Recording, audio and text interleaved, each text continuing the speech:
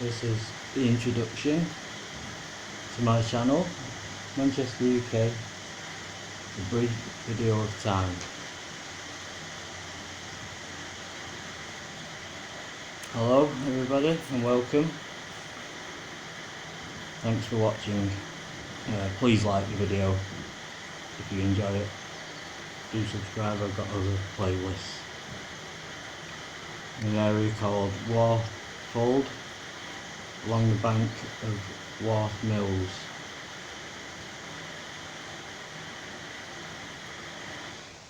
Next to a weir. We just saw a bridge that was built for the road, but it's around, that bridge was built around 1811 by the same person who built the guide that we're going to look at. Also, there's obviously an Archimedes screw, that's for electricity. So we're walking along today and we're going to show you how to do a proper introduction.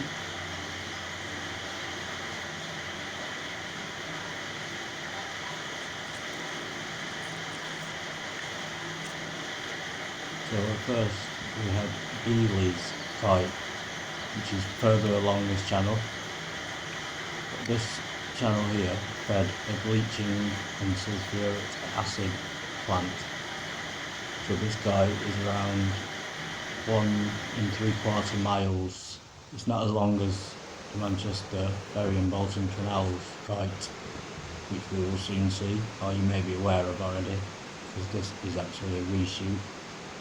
The weir in the airwell, which is quite a good structure, is 1780, quite old. It said it was built along a natural waterfall anyway. So the end of the guide, which is the one we can see now,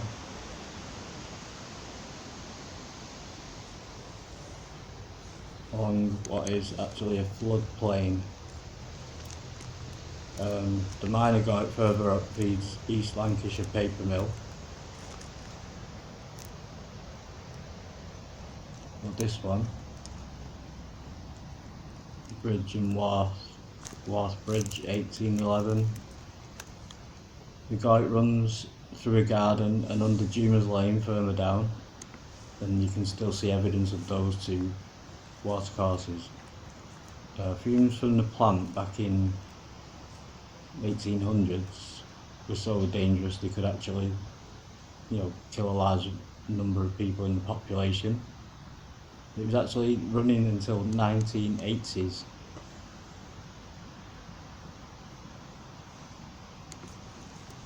And it's Hutchinson's guide. Because Beely is actually quite a large figure, and his name and family lineage goes back a long way. It's like the 1680s. He was involved with building the wharf over in Bury as well. Manchester UK, brief videos of time with Stephen Goddard. Hello everybody, good to see you all.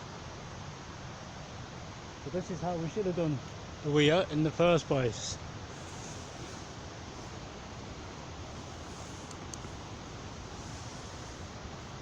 Some ducks hiding out along the top of the weir. So that's rather deep. So this was where I did an intro once.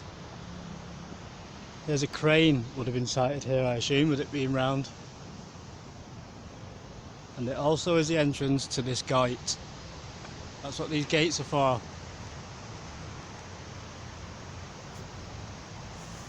On the far bank, which is to our left hand side as we walk up towards the Metrolink line and the Iron Bridge,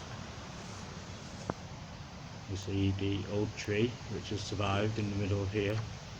probably been there a long time. At the top was Burwell Bank Farm, and also just beyond that is a level crossing. We're going to use that as a measure. Yeah, we're going to use that as a measure.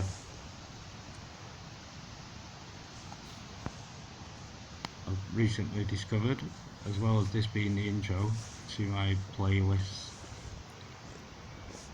in which I intend to film parts of the infrastructure that are no longer used, but parts of them still remain, and just also explain how Manchester, its Castlefield Basin, and worked outwards from there and created such a vast environment.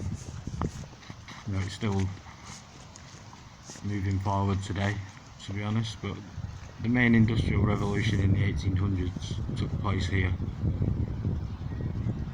As we walk along, we saw the Iron Bridge, which opened and closed for its Beely's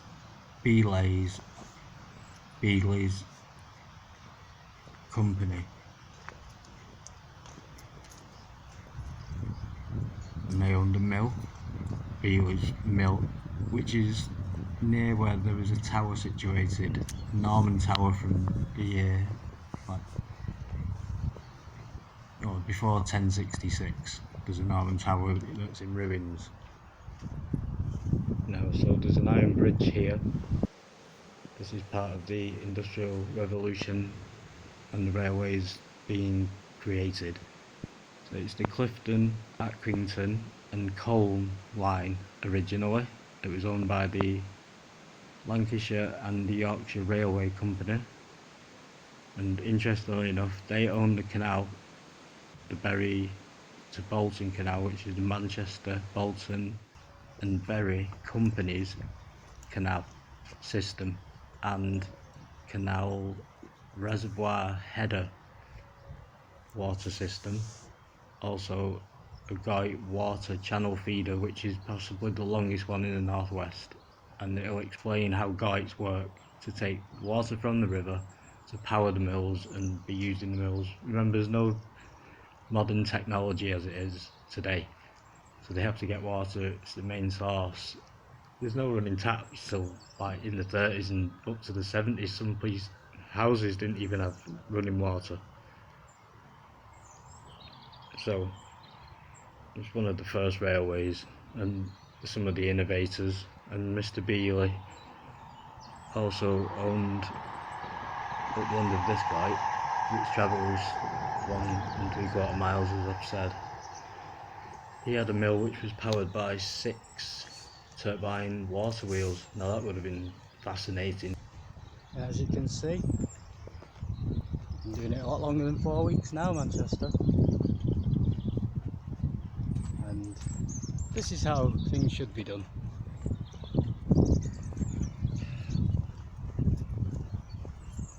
There's also, as I say, with the Goyt, leads down to other mills. We've got the Iron Bridge.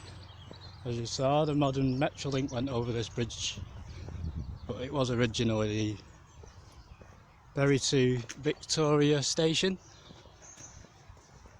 which is as old as steam trains, one of the first lines in operation, I should think.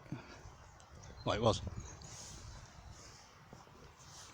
So it's one of the first railways and some of the innovators. And Mr. Beely also owned, at the end of this guy, which travels 1 3/4 miles, as I've said, he had a mill which was powered by 6 turbine water wheels. Now that would have been fascinating to see, but I've not found any photographs or seen anything. But he's the one who's producing sulfuric acid. But I think he built the bridge, the Radcliffe Road, Bury Road bridge, and that's 1810. And the road and everything goes in then. So they're relying on the canals, then the trains, and then the roads start to come in later.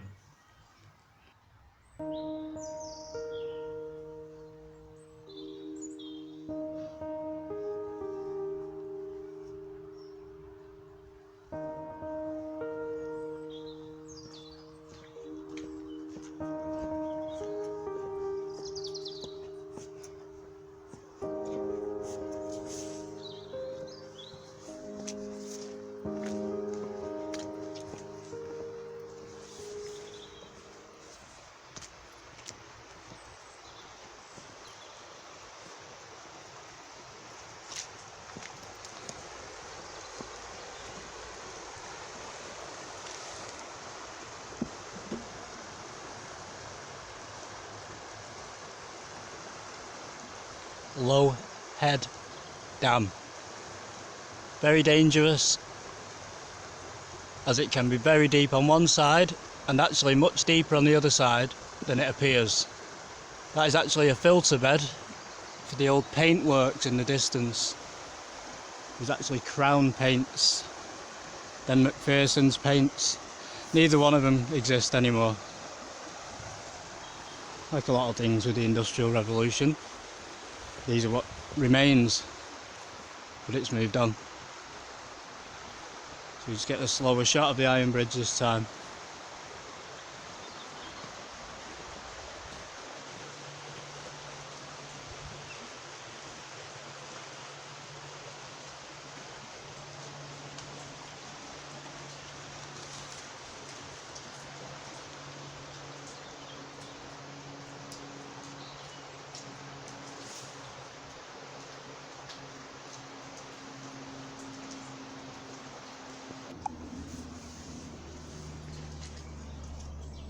And it's just up this way.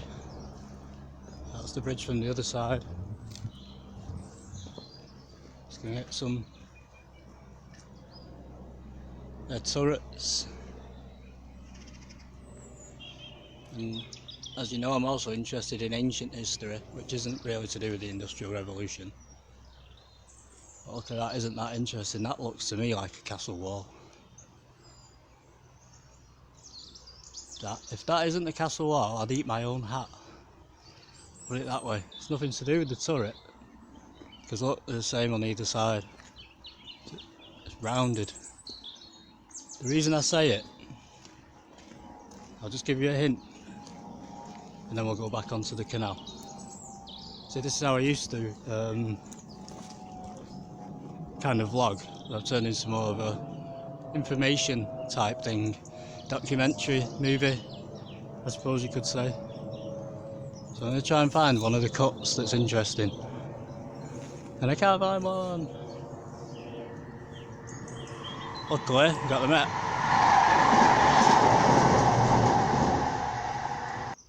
Which was a brilliant distraction, as I explained. With the ancient building in between, there's fingers are. There's all kinds of just tiny, and it makes it up in a weird way. It's not the modern way of building. So if you look, they're different. Different stone, different quarry, different shapes, and a different build. All strange cuts in there, and we can end on a Metrolink.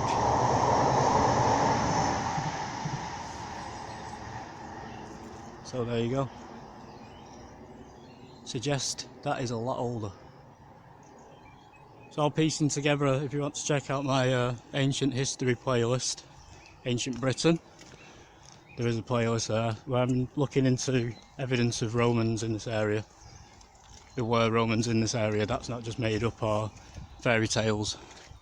This was Rome, part of the Roman Empire, this whole place at one time. So, back onto the Industrial Revolution and showing you how to do the proper introduction to the canal, including one of the oldest electric street lights.